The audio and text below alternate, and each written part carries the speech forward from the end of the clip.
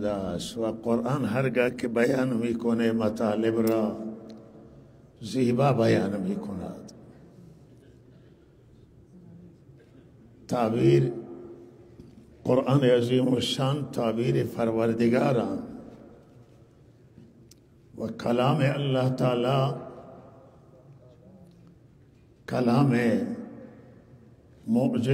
معجزه هست. قرآن عظیم الشان تأثیر قرآن هم اعجاز انگیز هست، تأثیر معجزه هست. معجزه به چیزی میگویند که برخلاف عادت باشه.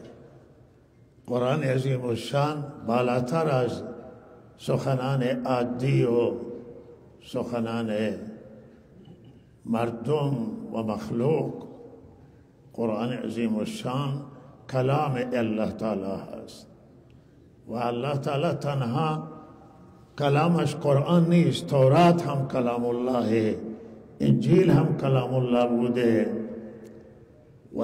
زبور هم کلام الله است.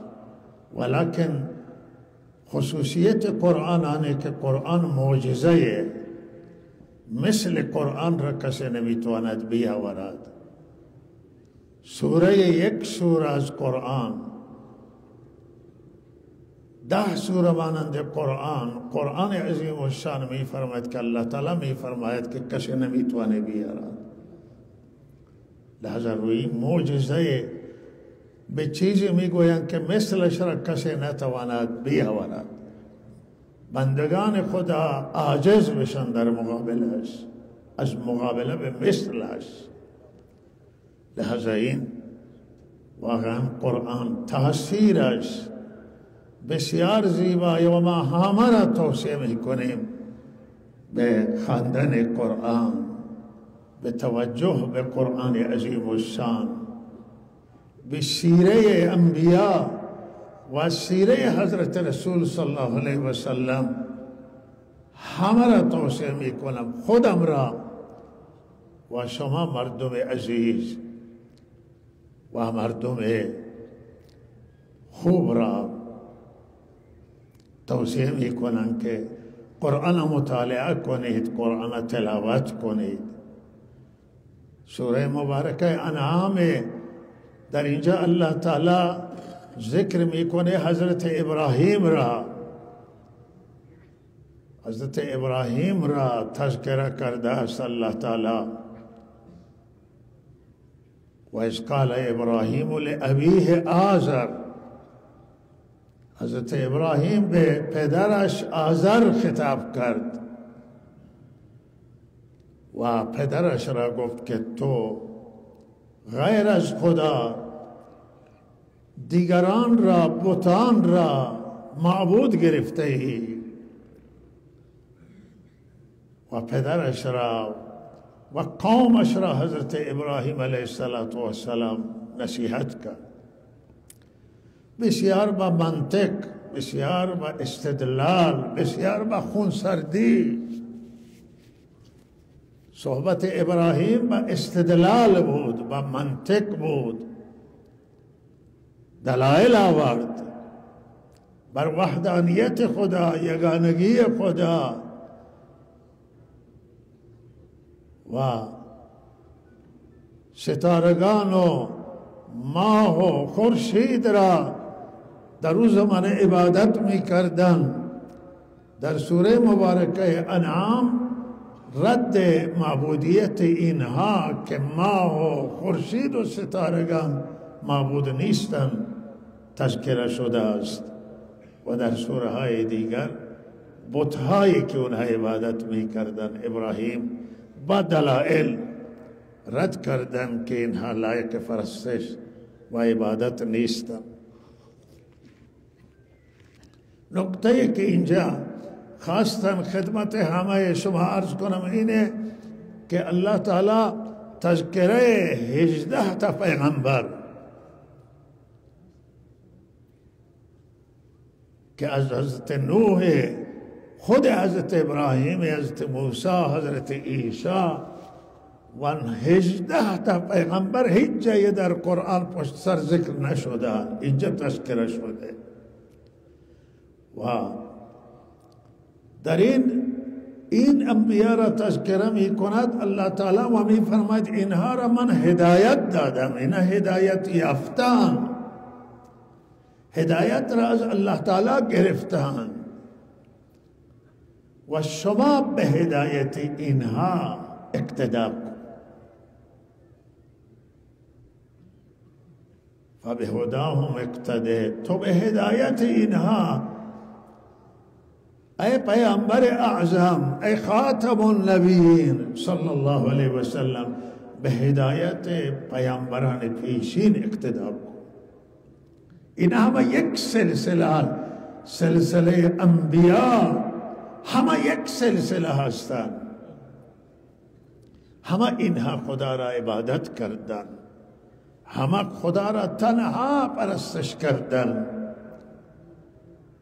همه انبیا بر توحید حساس بودند و توحید بزرگترین اعتقاد محوریه که اصولهای اعتقاد همه به این محور برمیگردند. رسالت هست، معاد این اصول اعتقادی همه ادیان سماویه، توحید وحدانیت الله، پرستش خدای واحد و لا شریک.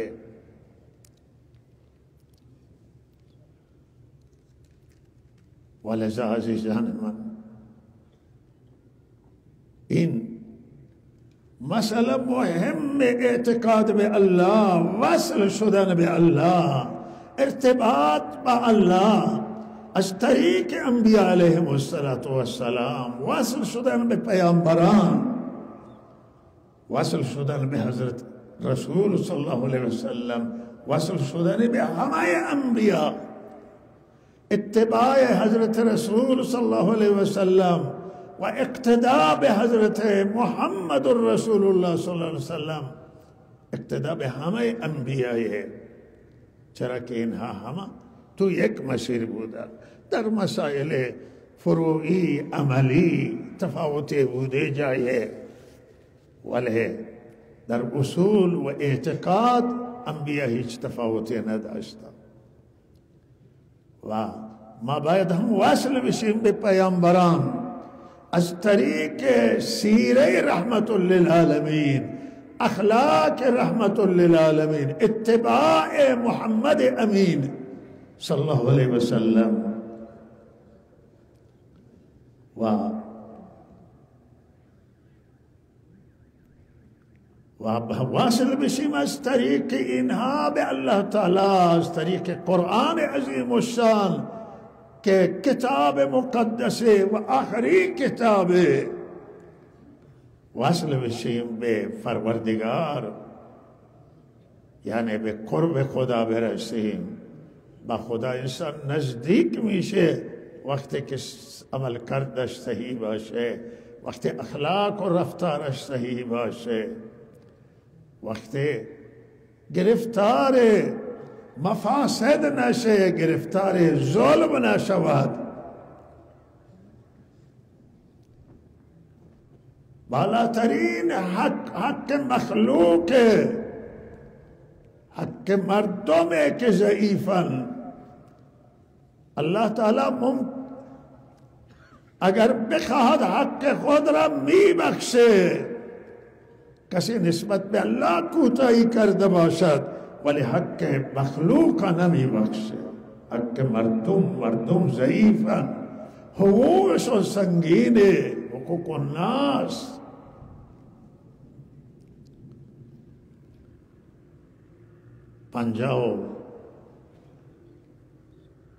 انقلاب 57 که الان سال روز انقلاب هست، پیروزی انقلاب، مردم شاید آنهایی که او زمانه به سن رشد رسیده بودند و به سن تشخیص می دیدند که مردم با چه خوشحالیه، با چه آرزویه، با چه امیده به صحنه آمدند.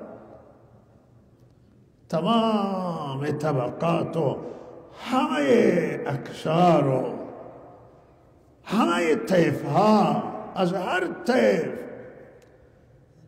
همه ایل و قبیله و مذاهب و ادیان و اکثریت مردم ایران، الان نمیشه بگی کل، ولی اکثریت قاطع با امید آمدم به صحنه و ما هرچه که از اوائل انقلاب دورتر شدیم، اوائل انقلاب دیدها بهتر بودن. هرچه که ما بالاخره به جایی که تجربه کسب کنیم و بالاتر که بیاییم بهتر بشه. متاسفانه بالاتر که آمدیم تنگناها بیشتر شدن. خیلی ها از در اوائل انقلاب که همراه بودن کم کم جدا شدن یا ما جدایشون کردیم، برای اینکه برای خودشون میدان ندیدن.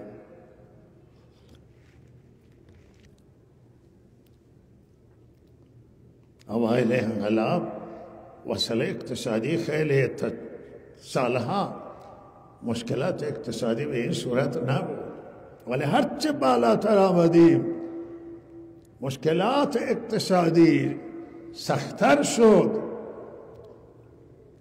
و حلقه ها را تنگ کردیم. بنده بارها هشدار دادم که حلقه را تنگ نکنید، حلقه را گشاد کنید، دایره انقلاب را وسیع بکنید، بگذارید هر طیف بیاید،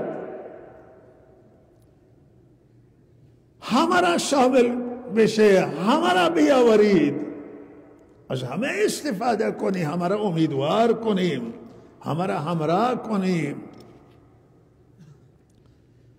اما هرچه ما بالاخره از عمر انقلاب بیشتر شد، به جای اینکه ما تجربیات کسب کنیم و بالاخره این حلقه و این دایره را وسیع تر کنیم و شامل تر کنیم، متاسفانه تنگتر کردیم. تبعیض و نابرابری متاسفانه خیلی زیاد شد، بیداد میکرد. تبعیض نسبت به زنان حقیقتا شهروند درجه اول نبودن، یک نبودن، زنها شهروند درجه 2 قرار گرفتن و حق و حقوق زنان، جایگاه زنان. اهل سنت، اقوام، مذاهب با تبعیض خیلی شدید گسترده روبرو شدن. ما میدانیم، اهل سنت میدانیم که چه کشیدیم تو این مدت، چه پیگیری هایی بوده و اهل سنت بارها فریاد زده شده که ما شهروند اگر درجه 2 هم بودیم خوب بود، درجه 3 و اونورتر.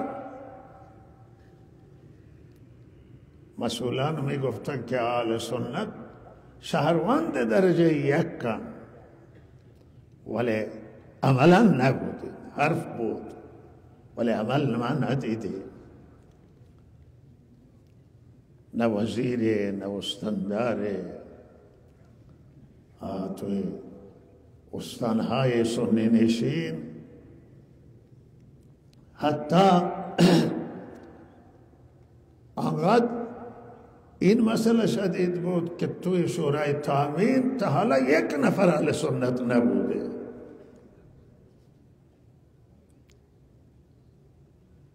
شورای تامین که به هر حال رسالتش سنگینه، برای امنیت استان فکر میکنه، برنامه ریزی میکنن.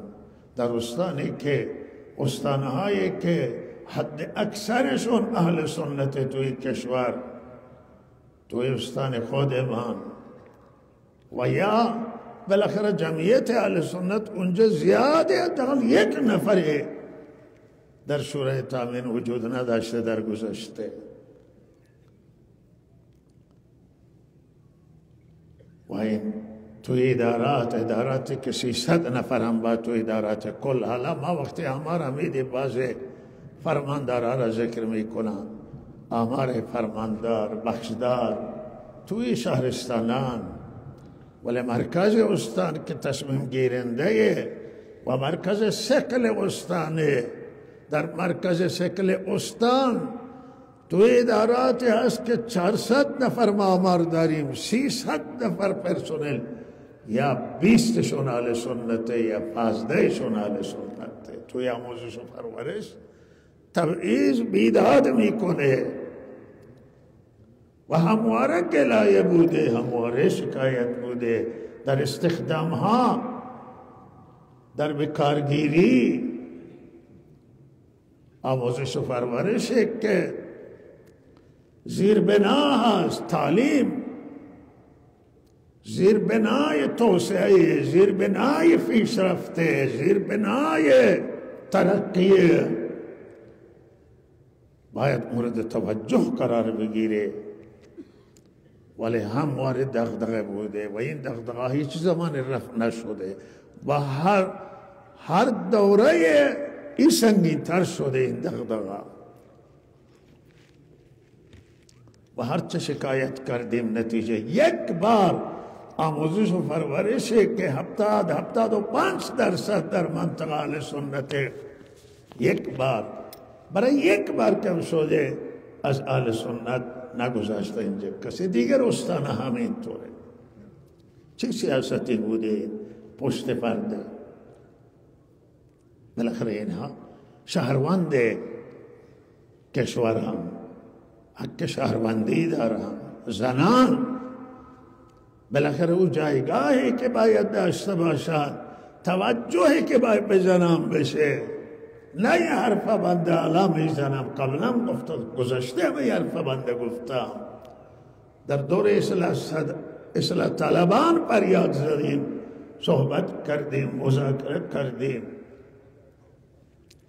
گفته که بر زنان مورد تبعیضن. و بالاخره این تبعیض چیزی است که خلاف اصلا دین اسلام قبول نداره. نظام اسلامی نمیتوانی بپذیری. وقتی نظام به نام اسلامه باید درو مساوات باشه، حقوق اما برابر باشن.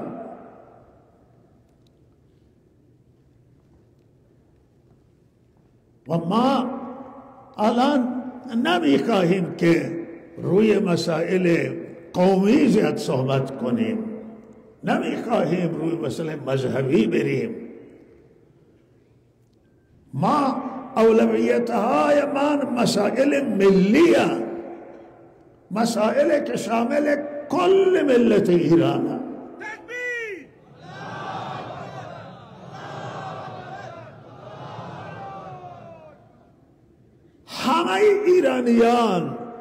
همه ایرانیان شهروند ایرانند و تمام ایرانیان با هم برادر هستند، برادر و خواهر. ما امروز قبلا بنده گفتم و تکرار میکنن که ما شیعه و سنی نداریم. مسئولان نگران اختلاف شیعه و سنی نشن که ما شیعه و سنی نداریم امروز، ما اقوام هم نداریم امروز. اقوام، مذاهب، مردم ایران همه یکی هستن، همه ما شهروندان ایرانیم. حق و حقوق همه ایرانیان خواسته شده که به صورت مساوی بشه. ما از حق همه ایرانیان صحبت میکنیم، همه از حقوق همه صحبت میکنن.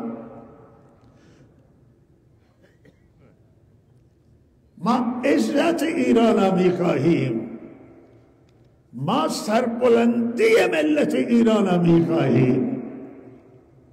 مردم ایران حقشونه که عزت داشته باشند، حرمت داشته باشند. مردم ایران حقشون این نیست که در این گنج و این نعمتی که خدا داده گرسنه باشند. ملت ایران ناامید شده از این که وضعیتش بهبود پیدا بکنه. این اعتراضات که الان در سطح کشور ما شاهدش بودیم، اعتراضات برای همینه. ملت به این نتیجه رسید که دیگه مشکل ملت حل نمیشه. پول چرا پولش بیاید به 45,000 تومان برسه، دلار به 45,000 برسه؟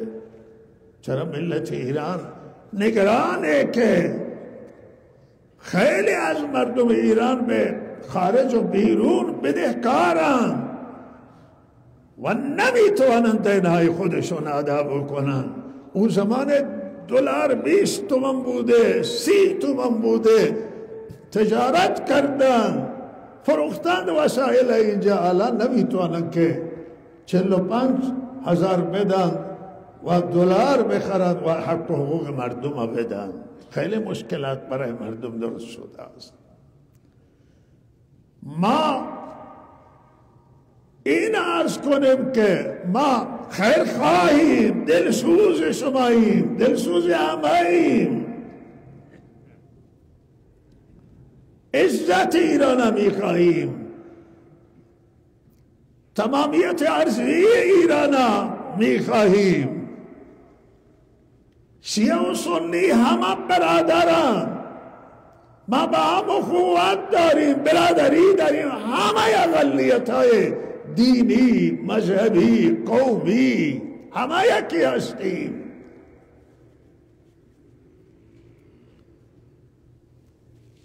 ولی روندی که داره میرود، این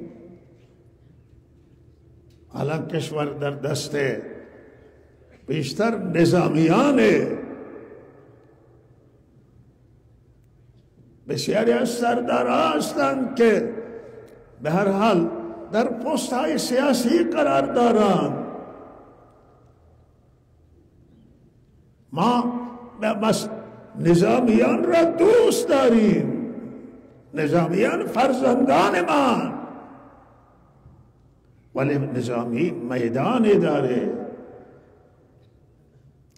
اونها میدانشون میدان نظامیه، میدان دفاع از تمامیت ارضیه، میدان برقراری نظم و امنیت و این مسائل. و سیاسیون میدان دارن، کشور را باید سیاسیون اداره کنن، سیاست مداران اداره بکنن. در راس پست های سیاسی، مدیریت کشور، اداره کشور به وسیله سیاسیون انجام بگیره. متخصصان، انسانهای که در میدان سیاست توانمندی دارند، اینها باید بیان کشور را. چه متخصصان و انسانهای توانمند ما در داخل کشور داریم و بیشتر در خارج کشور داریم. ایرانی هایی که خارج از کشوران، بهترین پزشک که شما بخواهید شما را به ایرانی ها راهنمایی میکنند. بهترین استاد دانشگاه، بهترین کارشناس، بهترین متخصص که کشور به اینها نیاز داره، کشور به اینها احتیاج داره. اینا باید کشور بسازن، اینا بیاید در اداره کشور و ساختن کشور سهم بگیرن. همه رفتن برای اینکه اینجا امیدی که اینا به کار گرفته بشن، میدان داشته باشن، میدانشون ندادیم. گزینش مدیران ضعیف و نمایندگان ضعیف این برای کشور مشکل ایجاد کرده و این درد را که امروز ملت فریاد میزنه همینه و اینها باید مورد توجه قرار بگیرن. مسئولان امر این که ما عرض میکنه دیگران میگن که صدای ملت را بشنوید، همینه. ببینید که ملت دردش چیه.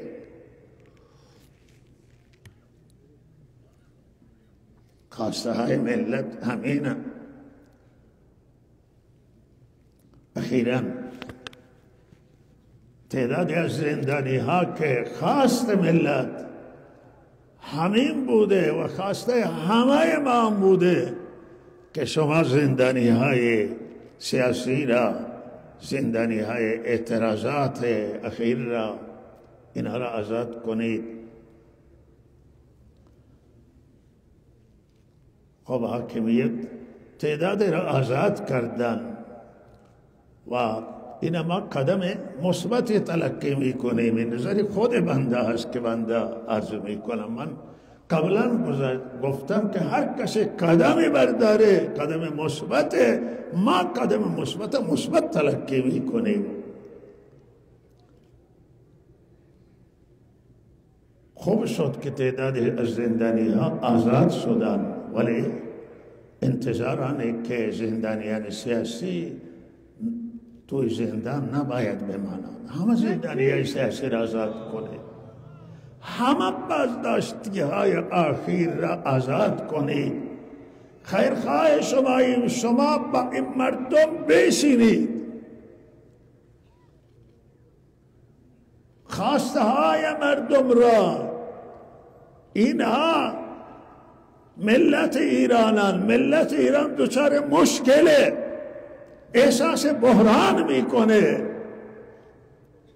با اینها بشینید و تابع اکثریت باشید.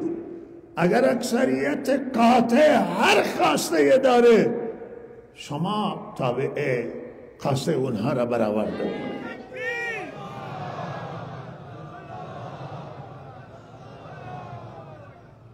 سرکوب و زندان و این جواب نمیده، فشار جواب نمیده، زندان جواب نمیده. چرا که مشکل به جایش خودش باقیه.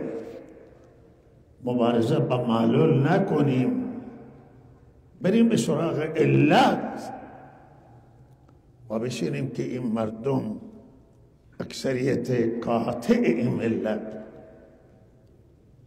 نه اقلیت، اکثریت قاطع هر خواسته داره، ما خواسته اونها را سعی کنیم که برآورده بکنیم، به همون خواسته تن بدیم. این میتونه گفتگو، میتونه مسئله از راه گفتگو حل بشه. همه ما ایرانیم، همه ما از یک خانواده هستیم. ضرر و نقصان ما یکیست، از هر طرف باشه. بشینیم با هم و گفتگو و مذاکره.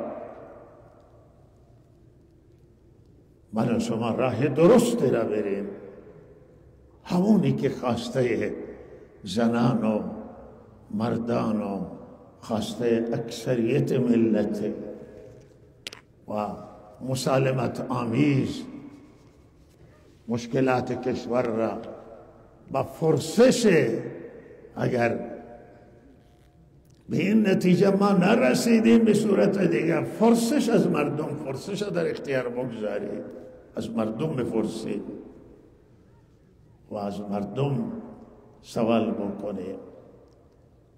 به هر حال این مشکل قابل حله. درک بکنیم مشکلات و مسائلی که هست در کشور، از راه صحیح حل بکنیم و از راه درست. و انشالله این ماه خیر هست، ماه برکت و آینده روشنی در پیش انشاءالله و نگران مسائل دیگر نباشیم،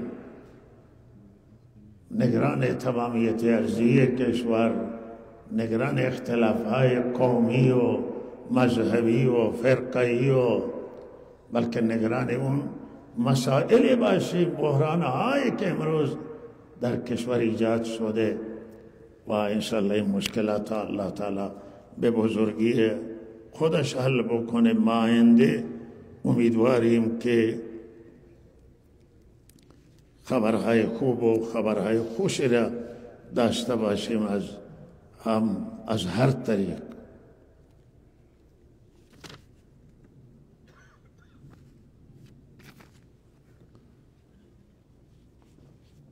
و صلی الله علی سیدنا محمد و آله. مسئله زلزله که واقعا دنیا را تکان داد، زلزله در ترکیه، در سوریه، واقعا زلزله نبود، به تعبیر بسیار یک قیامتی بودی. تا حالا 20 خورده هزار نفر در سوریه و ترکیه مناطق زلزله زده تلف شده است و شاید هزاران نفر هنوز روی زیر آواره. دیگه الله امیدی که کسی زنده بمانه نیست. خیلی شرایط سخته، خیلی سخته عزیزان. شهرها ویران شده، ساختمانهای بلند و بزرگ فرو ریختند، سردی همراهی کردن، همکاری میکنن، اما هنوز انقدر این فاجعه گسترده و نقصان وسیعه که نیاز است همه مسلمانان در هر جای هستند به کمک این زلزله زدگان وظیفه خودشون را، وظیفه انسانی بشتابند و این مسئله رسیدگی بکنم. درخواست میکنم از شما مردم زاهدان، از مردم استان، از مردم کشور، از همه مردم دنیا که به این زلزله زده ها رسیدگی کنند و مخصوصا از شما درخواست دارم. کمک جمعوری نمی کنیم ما اینجا، ولی درخواست دارم که دوستان سرمایه دارند، تجار، کسبه، کسانی که پولی دارند همکاری کنند و کمک کنند. مؤسسه محسنین که زیر نظر دارالعلوم هست به هر حال این کمک هایشون را اینجا بیاورند، ولی چیزی باشه که ارزش داشته باشه و ما بالاخره با چیز با این ابعاد این فاجعه و خسارت و نقصان خیلی گسترده انشاءالله یک چیز ارزشمند به دست بیفته که ما برای اینها بفرستیم، خیلی خوب خواهد بود. و این منطقه خودمون آذربایجان غربی خوی این خیلی نیاز داره. اینجا هم ضایعات شده، تلفات گسترده. درخواست منم همینه که هم مسئولان توجه کنن، حد اکثر توجهشون را اینجا مبذول بداره، هم مردم عزیز ایران زمین به این توجه کنن، برای اینها دعای خیر کنن و رسیدگی بکنن و الله تعالی توفیق عنایت کنه. ما را توفیق بده که به وظیفه انسانیمون، به وظیفه اسلامیمون، همه اینها وظایفن، همه اینها مسئولیتن بتوانیم برسیم. و صلی الله علی سیدنا محمد و آله و صحبه. تکبیر.